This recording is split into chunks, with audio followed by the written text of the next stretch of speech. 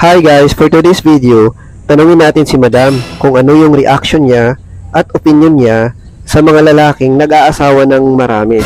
So bago natin gawin yun, siyempre, dalahan natin ng kape para hindi uminit yung ulo sa atin. Baka mabaliktad yung tanong, baka mapunta sa akin, mahirap na.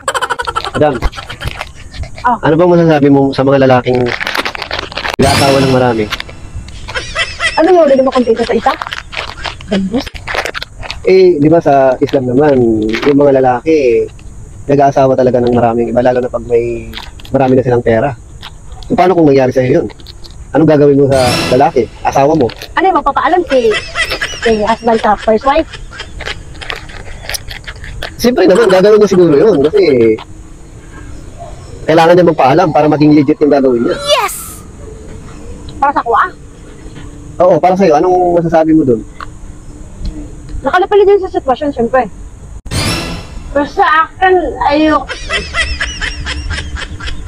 Paano kung ipinilit ni lalaki yung mag-aasawa ng iba? Kasi siyempre, alam mo na mga lalaki, habang tumatagal, nagiging nagiging malandi.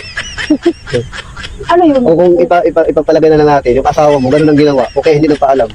Nag-asawa ng May iba. World War V. Oh no. Alam na niya yun.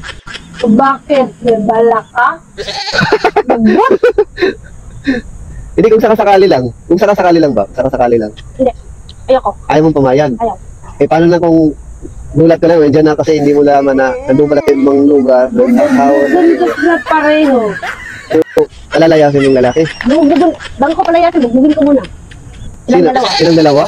Di magkakaroon ng pabor yung isang babae kasi siyempre lalaya sa silang dalawa, di magsasama na sila. Or sa kanila na? Paano ka naman? Hindi mo mapagbigyan na lang para... Hindi, ayoko. Bakit naman? Magdiwa ka nga lang pag may malaman ka na meron kang kahati sa kanya. Masasaktan ka na, how much more?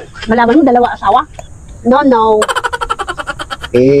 Siyempre, darating kasi yung time na kayong dalawa, tatanda na kayo. Minsan kasi yung babae, hindi na niya kayang ibigay yung gusto ng lalaki. O, hayaan mo na lang magkaroon ng prostitute yung asawa. Hindi mo siya pag-aasawahin ng iba. O, diba? Una sa tingin mo, dapat maging open-minded ka, diba? Pagdating sa mga ganyan. Ano sa tingin mo, madam? Ayoko. Ayaw mo pa rin? May bala ka. Grabe siya. Hindi naman sa ganun. Kasi kinaklarify ko lang yung yung opinion mo regarding doon. Paano kung lumating sa sitwasyon ng ganun nga? So, ano yung gagawin mo talaga? So, hindi ka mag-giveaway. Hindi ka Para sa peace of mind ko, mag-divorce na lang kami. Kasi ayoko alam mo yun, yung parang bitbitin mo everyday. Dalhin mo everyday yung sakit ng nararamdaman mo. Alam mo, kung makikita mo yung asawa ka, santo, nagalaman ka sa kabila. O namin sa kabila. Oo, sa number 1, number 2, number 3, tapos may schedule pa, di ba? Ayoko ng ganun. Ayaw mo ng ganun? Gusto ko ako lang. Kasi pag ganun, parang nasaktan So, ibig sabihin, naniniwala ka pala sa, forever. Walang forever. So, gusto mo maging together? Yun yung sinasabi na till death do us part. So, yun ang gusto mo. Yes.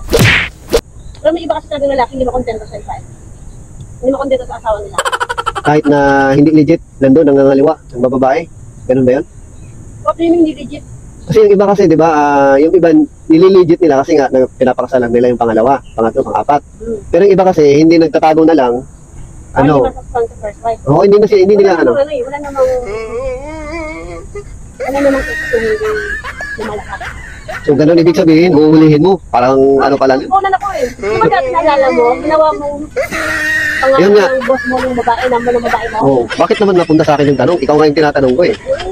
Ibig sabihin, Talaga. Malis ka. ibig sabihin, gagawin ka lang ng lalaki, napapanaginipan mo na yung mga gagawin niya. Grabe, nakakatakot ka ah. Wala ka pang ko eh. Sense ko eh. Nakakatakot pala to. Bumugin talaga kita. Hindi ko nagagawin yun kasi gagawin ko pa lang, napapanaginipan niya eh, nakakatakot. So, nalaman niyo na kung ano yung opinion niya regarding doon pagka ang isang lalaki is nag-asawa ng pangalawa, pangatlo.